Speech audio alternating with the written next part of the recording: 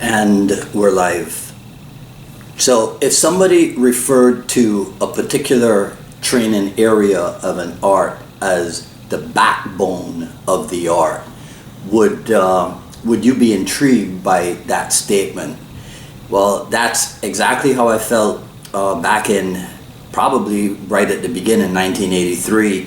That's exactly how I felt and what I thought. The first time that I heard Dan Inosanto and Cass Magda refer to long and short as the backbone of Kali. Hello everyone, this is Dwight Woods, the Jeet Kune Rebel, and welcome to the I Love Jeet Kune broadcast number 81. This is the one about Jeet Kune and its associated disciplines. This is part 11, Filipino Kali, and today we're talking about long and short.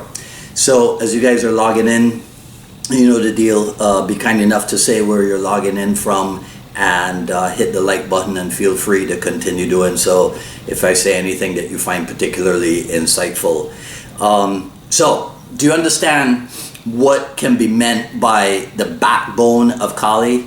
To me, it meant that just about every other area of training. So if you're a little bit familiar, you know that historically and traditionally in Filipino Kali, there are 12 areas of training, right?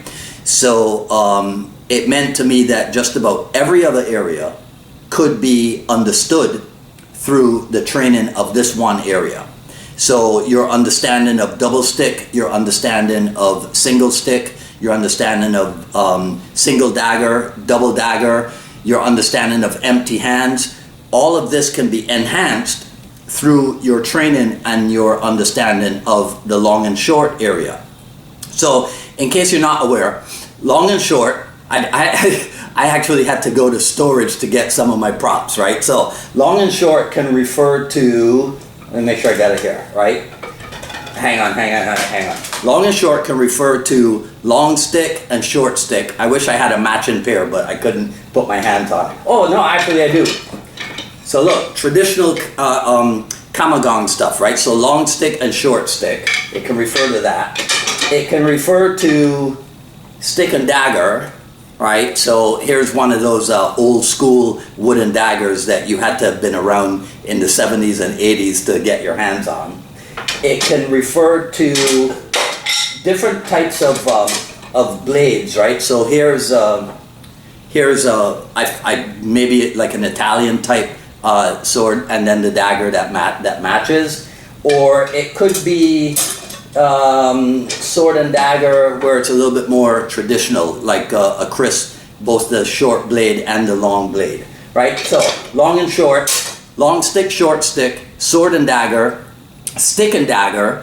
I've even heard it's sometimes spear and dagger, or sword and shield, stick and shield, and even spear and shield. I think I may have missed out one of the manifestations. But with all those manifestations, right, this is something obviously that has been around, you know, traditionally and historically for a long time on the battlefields of the Philippine Islands.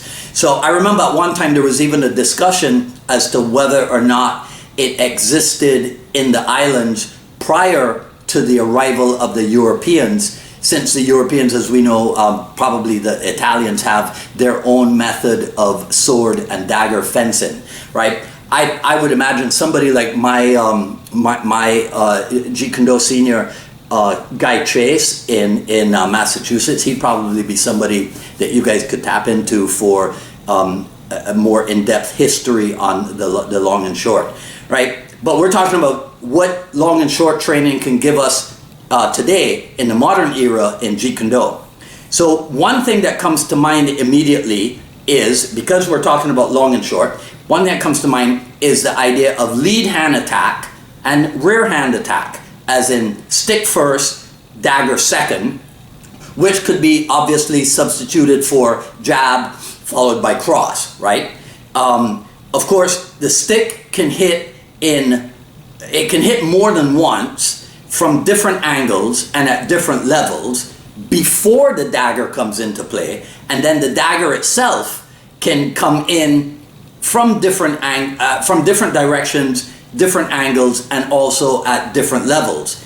And obviously, we are not always limited to stick first, dagger second. That can be interchanged where the dagger goes in before the stick or what have you, right? So obviously a ton of variety.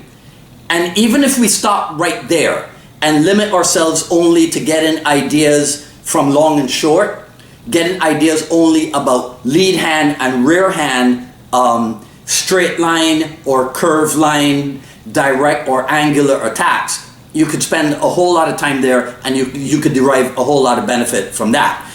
But that's talking about me attacking with stick and dagger. So what about me defending with stick and dagger?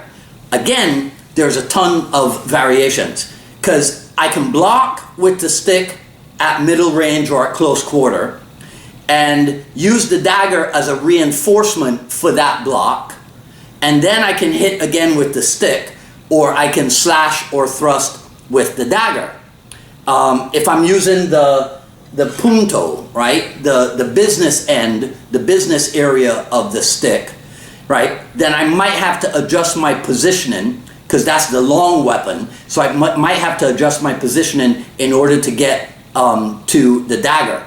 But if I'm using the puño, which puts me at middle to close quarter, then I might not have to adjust positioning and distance to get with the dagger. Did I forget to mention, when I was thinking about this and I didn't have a chance to review the video, but when we were talking about single dagger, did I talk about you know, the 2-count method of like slash, slash, and then slash thrust, or thrust, thrust, or thrust, slash? Because I don't remember if I did or not. If I didn't, that was remiss of me, right? But understand that that applies here. Everything that we talked about in single dagger applies here. Everything that we talked about in single stick applies here, now that we are dealing with stick and dagger.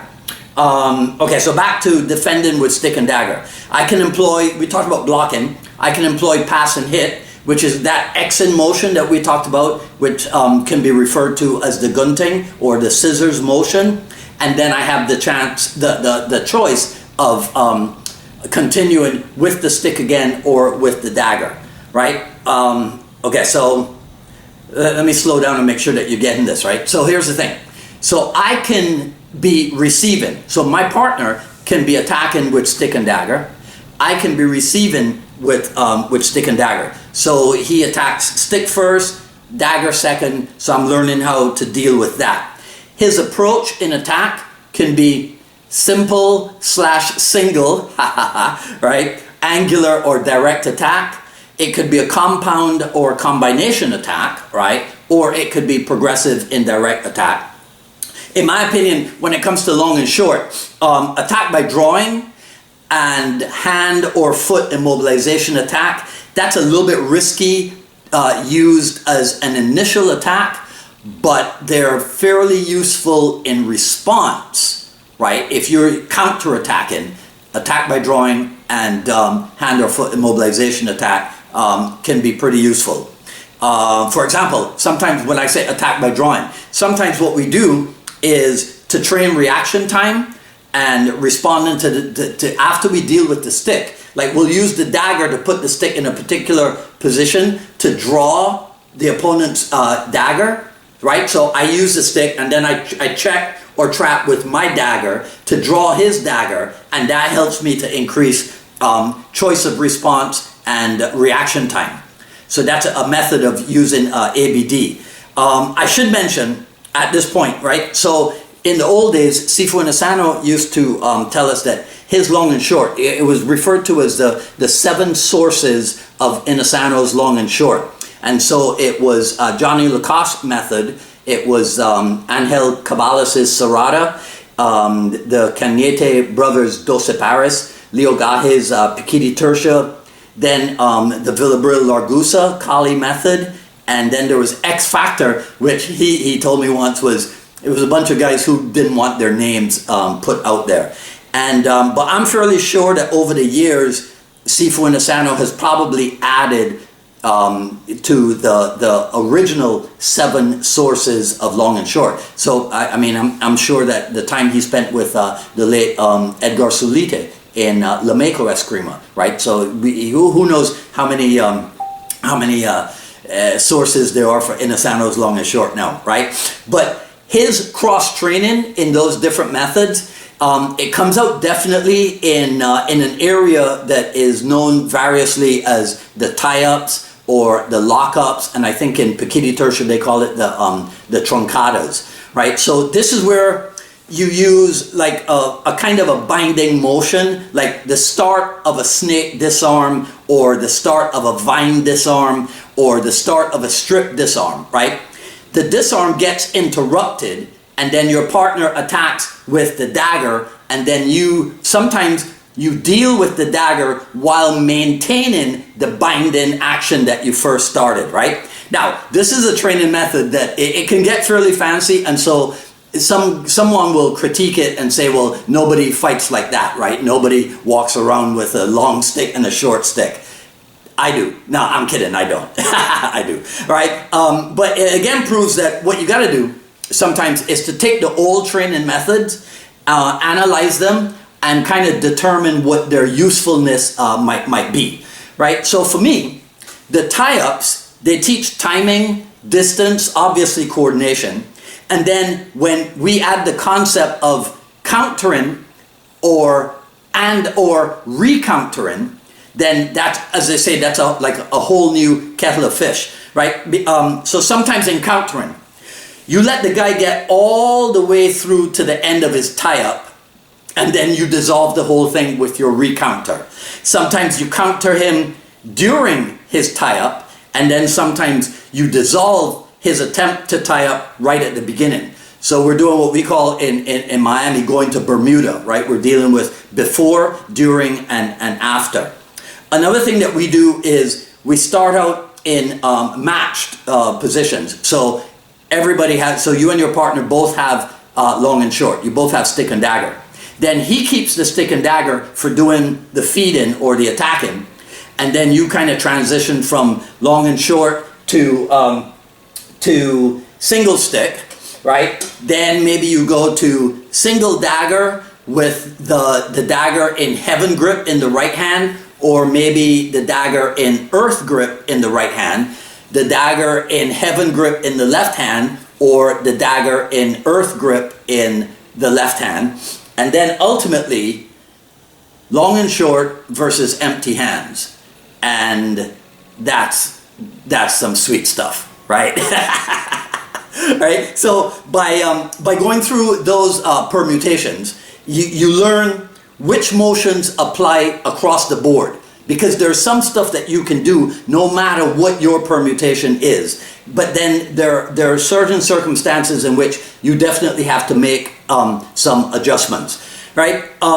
So someone besides me who could give you more insight into long and short, and I'm going to mention some names, but this is because I have personal experience of long and short with these people. I'm not saying these are the only people, but some people besides me would be, of course, Cass Magda, Burton Richardson, Guy Chase, who I mentioned before, and definitely Guy Chase, because he's had extensive training in the Villabril Largusa method. Chris Kent, for example. Anybody like Mark Stewart, who has trained with Ted Lukai, right? So I mean, there's a bunch of people out there, but I just have personal knowledge and firsthand training with those people that I mentioned, right? So so let's go back to what I talked about. If you stopped at just your long and short training at just a method of gaining insight and understanding into lead hand and rear hand, right? Just that. You will also be dealing with how to control distance, right? So here's what I mean. Because it's long and short, another skill that you acquire is being able to hit with either hand first. Because sometimes there is such a thing as an entry technique with the rear hand. So that's something that you can get from your long and short training.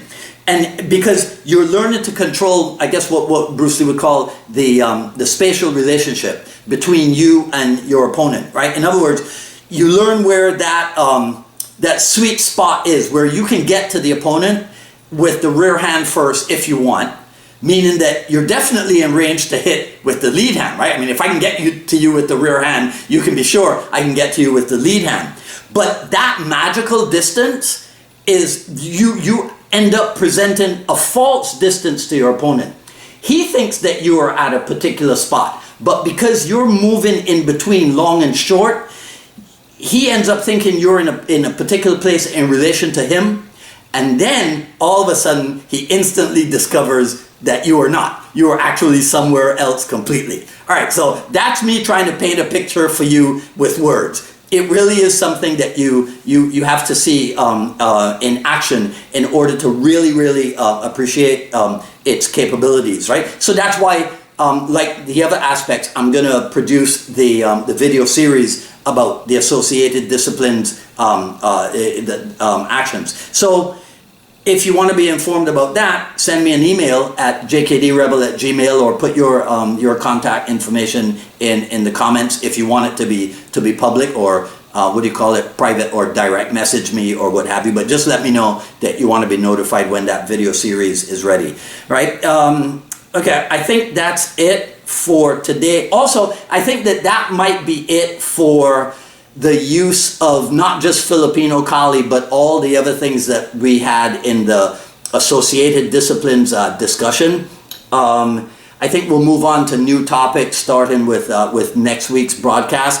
Actually, if there's anything that you would like me to discuss as a topic, then be sure to let me know. Email, comment, direct message, or whatever. Feel free to share this, like and comment, ask questions. I'll review everything after posting.